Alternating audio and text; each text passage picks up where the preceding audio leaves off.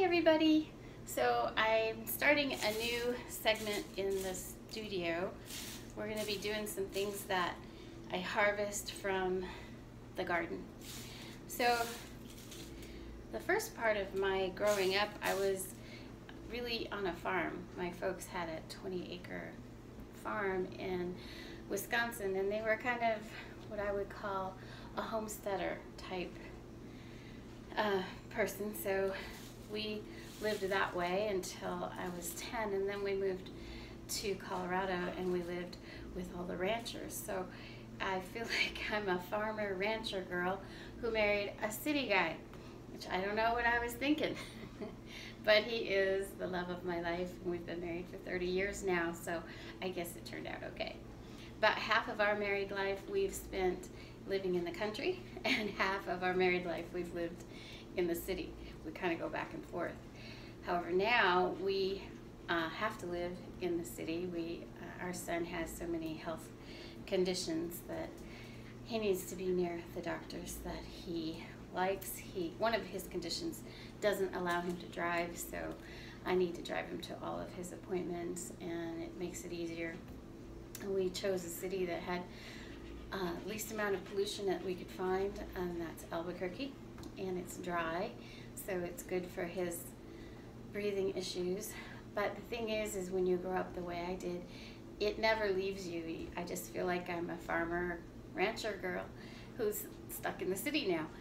And one of the things though that my husband and I did is we traveled and we moved and we lived in other countries, and I learned from that experience that if you've got some dirt, you can grow things. So my point is, I'm considering myself a city farmer. And I'm going to take you along on the adventure with me. So I used to grow lemon verbena out in the East Mountains here in New Mexico, but honestly I've never used it as a tea, so today I'm going to use it as a tea. I needed to harvest a whole lot of lemon verbena, and what I did was strip all the leaves from the stalks and laid them out on a clean counter. Here in New Mexico it's super dry, so it just dries automatically really quickly. You don't have to put it in the oven or dehydrator. I would like to have a dehydrator, and I don't have one right now, but I understand that it holds the flavor longer if you dry it that way. But this is the way I have, so this is the way we're going to do it. The first thing I did, and I didn't videotape it, I'll have to do it another time, is I'm making lemon verbena infused olive oil. So you take the fresh leaves, not the dry ones, rinse them, make sure they're dry after you've rinsed them, and then put them in the bottle. Crush them a little bit because you want it to release the flavors, and then you need to cover it with olive oil. And the olive oil saves it, preserves it.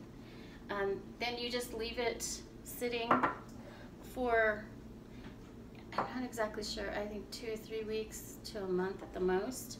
And then you strain the oil from the leaves, and then you have lemon verbena olive oil that's been infused by lemon verbena, and that's super fun, and they make great gifts in little bottles.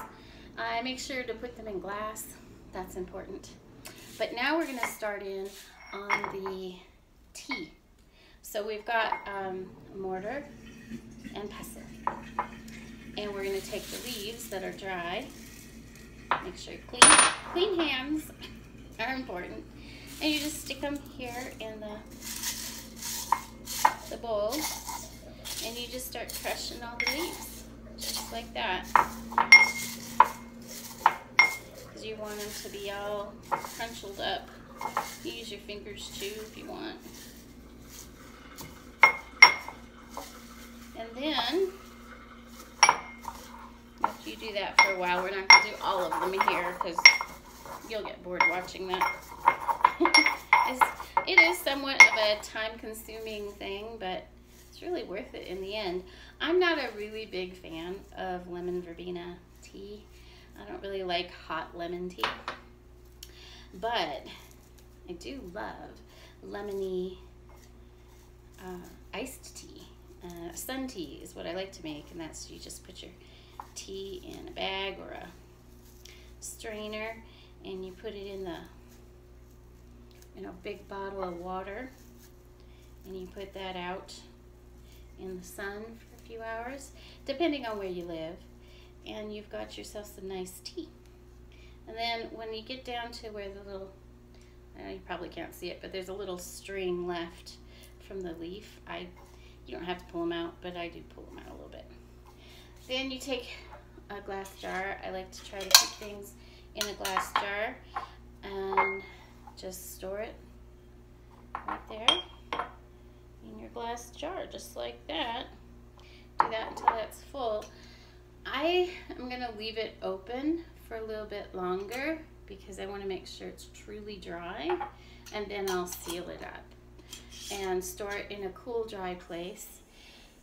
Now, like I said, it's different in different places. So where we live, I'm not kidding when I say it's super dry. Your skin just falls right off. See, you gotta do lotion all the time. So for here, that's safe. Other places, you might have to dry it longer or put it in the oven because it may not dry all the way. And I would not store it in plastic because plastic tends to create some humidity in it. So I prefer to store almost everything in glass, honestly.